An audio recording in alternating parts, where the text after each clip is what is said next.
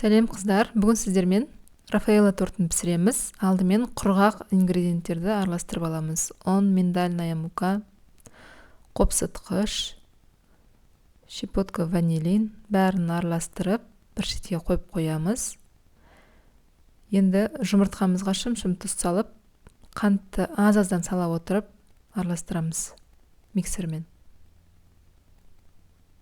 Қантты аз-аздан саласыздар. Сонда жақсы көтеріледі. Одан кейін сұйық майды құямыз.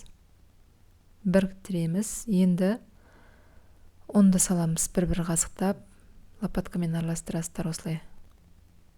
Түсіп кетпеу үшін жұмыртқамызды. Жеке-жеке араластырып, біріктіріп аласыздар, асықпай. Мінекей осындай масса шықты. Духовкада пісіріп аламыз. Шпажкамен тексересіздер.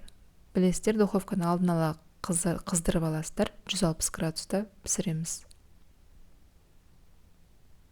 Мінекей әдемі болып көтерілді.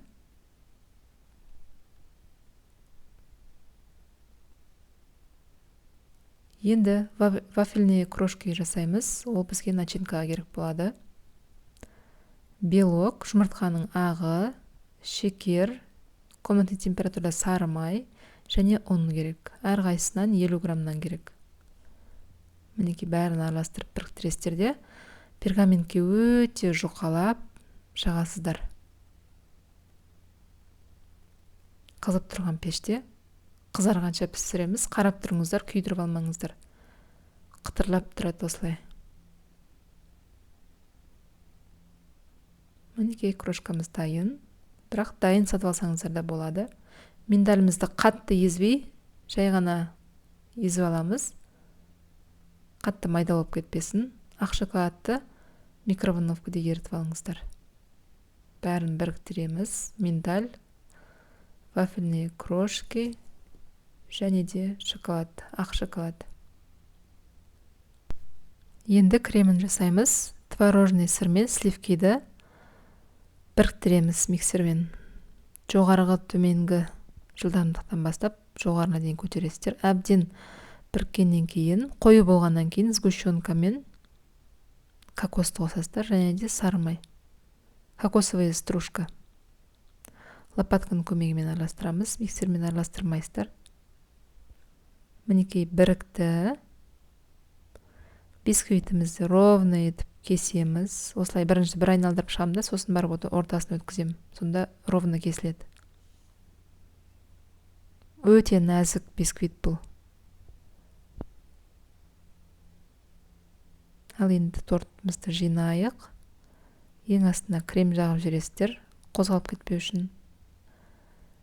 Менде пропитка білесіздер, су мен сгущенка. Кәдімгі комнатный температурадағы суға сгущенка араластырам, болды. Кремімізді қалыңдап жағамыз.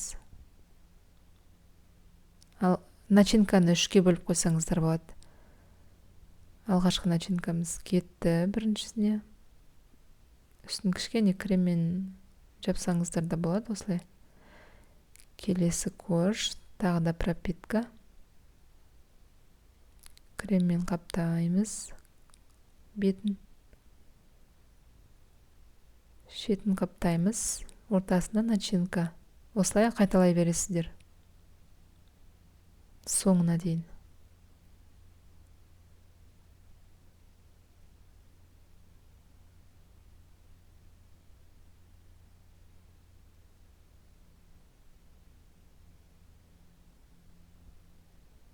Мінекей бітті. Қалған кремді сыртына жағып жібересіздер.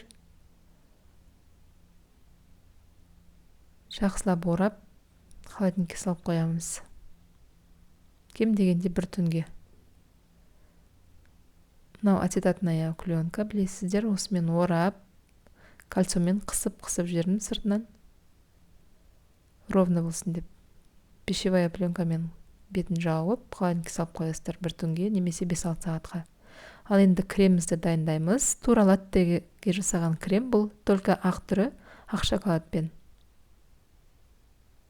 Қолға жаспайтын крем. холодильникке салып 40 минут қатырып аласыздар да, кейін араластырып қолдана бересіздер. Мінекей торттың сыртын қаптауға кірісеміз. Бірінші аз бөлігін құйып, соны жайғастырып аламыз, қаптап аламыз. Осы жерде жетпей қалған жерлеріне, тегістелмей тұрған жерлерін тегістеп жабасыздар.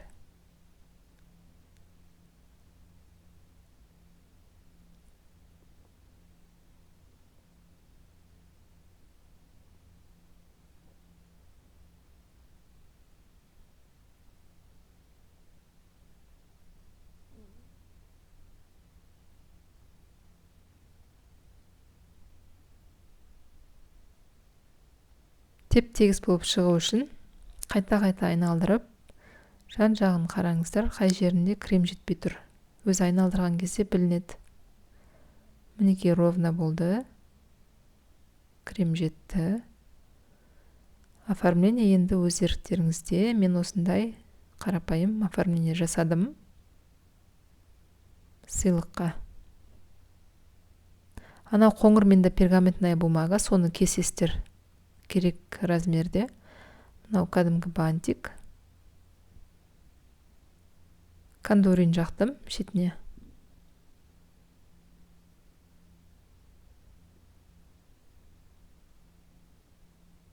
Және де шоколадты шариктермен әрлейміз.